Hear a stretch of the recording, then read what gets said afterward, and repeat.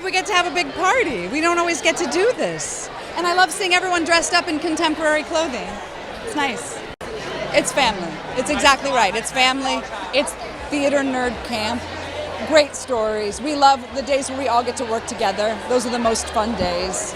And it's exactly what anybody thinks it is. It really is just like nerdy theater camp kids. We love being there. I love that we've dispensed with any of the exposition. And I love who we've added this season. I mean, part of the fun of this year is the people that have joined us.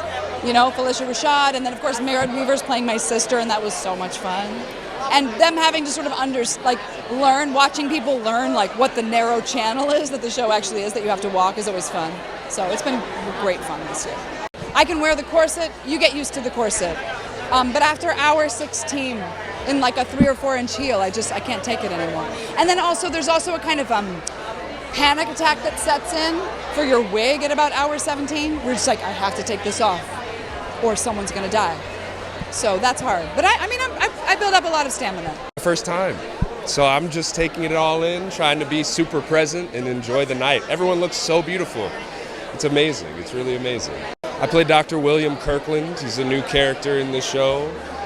Comes from a very elite family, perhaps the most elite family in Newport, Rhode Island, in the Kirklands. My father's the community pastor, and my mom is, for lack of a better comparison, like the black Mrs. Astor of the community. So she's the tops of the tops. Everything goes through her socially and everything. And yeah, I provide my doctoral services to anyone who needs them, anyone, regardless of their skin color. There's nothing I don't love. I do a lot of period pieces on stage, so I felt very comfortable. And what I love most about this particular show is being in those historical buildings. Those any place that has history that you can feel and you can feed off of, it only helps add to the authenticity of the experience, yeah. Oh, it's a dream. It's a dream. It's like a master class in acting on camera, you know, and technique, and everybody has a different way of going about the work, which is beautiful. I feel like I have, you know, so much to pull from all of them. They're amazing. I think you see Marion grow into her strength. You see more of her vulnerabilities, her fears, her insecurities, and you understand where those come from, you know, based off of past seasons, but you also hear more from her experience and what she's fighting against and what she's trying to achieve and what she's trying to avoid. And so, yeah, I think you see more colors of her in general. It's incredible, right? We've never had a premiere before. We had COVID and all different things, and so we're finally getting our premiere, and what a more wonderful, splashy way to do it than at Tribeca. I think that's the thing about Julian Fellowes' writing. The world that he creates is so varied and interesting and gripping, and that every part is a great part. And when you're shooting in New York, you can have the best that Broadway has to offer. So the combo of those things, you know, being in New York and having Julian and Sonia Warfield as our writers creating these delicious characters that who wouldn't want to play them? The corsets come to mind right away. The corsets are, I think, number one, and depending on the season, it can get very hot in your gloves and your hat and all your layers and your crinolines. But you know, American actors, we don't get to do that much period drama, and we particularly don't get to do it on film. Maybe we get to, you know, do a Doll's House or, you know, a Chekhov, but getting to do it on film is fantastic. There are a lot of wonderful twists and turns. I mean, I think, you know, last season my character fell in love and got married to the man of her dreams. You know, events that she never thought she would live to see, and then he was taken from her, he died, and then amazingly he turned out to be a very wealthy man, which she hadn't known.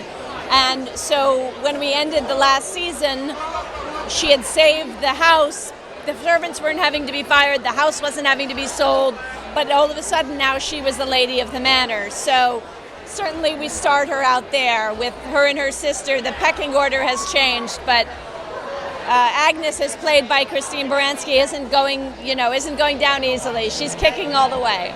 Feels great. You know, we've been doing this for about 5 years now, off and on with the pandemic and the strike and all of that, and so to finally get to celebrate it in New York it feels right. When you get into season 3 territory, people have so much more, such a closer relationship with the characters, and so it allows us to spice things up a little bit and subvert and pull the rug out and surprise. So I think it's gonna be really fun for everybody.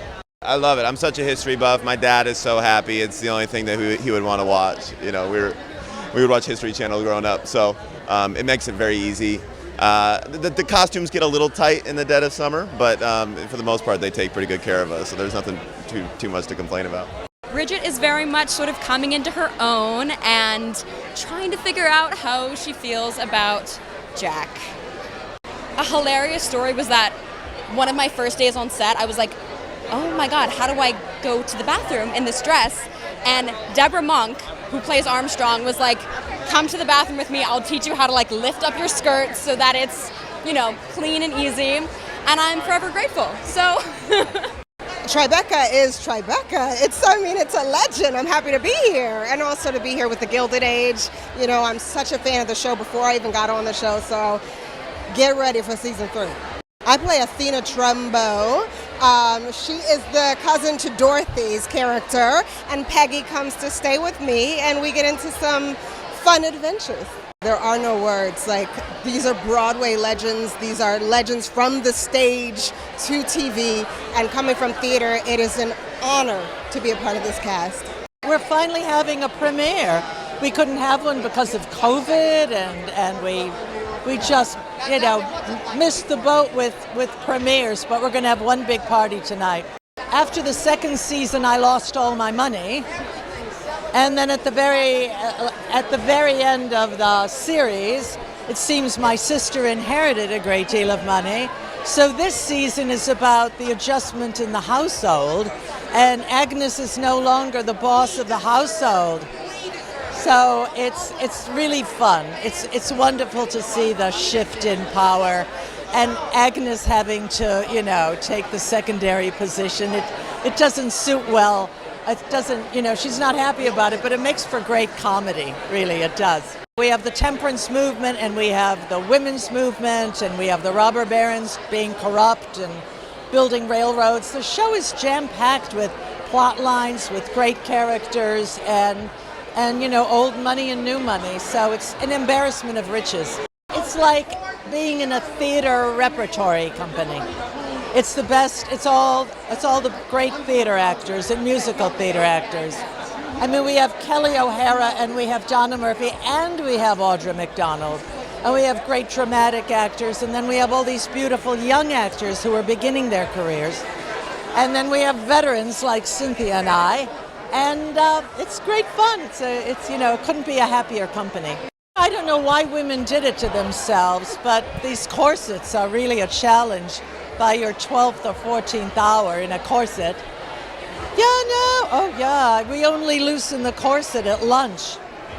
You can take it off at lunch for maybe a half an hour. So that's challenging, but I welcome that because I think it's great. I always want to do a period piece on film because I've done so much theater, and I've done period work in theater, but never on film. So I love this. oh my gosh, it's the perfect place to do this. We've been waiting 6 years to have a premiere, and so I'm just excited that we finally made it. I just feel like we finally get to see Peggy get all of the wins that she deserves after all of her hard work the last 2 seasons. We get to see her really blossom into the woman that she deserves to be. It's a masterclass, really. Like, I feel like it's like the theater company of my dreams, you know? It just feels like camp, and you don't really have to have it's not like a very hierarchical environment. You feel supported. It's really like this, 90 degrees in a wool costume with a corset, and you're just like trying not to melt. So that is a part of the challenge, but a worthy one. It's the best job ever. Yeah, it's a dream come true. Everyone is such a generous, sweet, there's a lot of camaraderie. Yeah. It's very fun.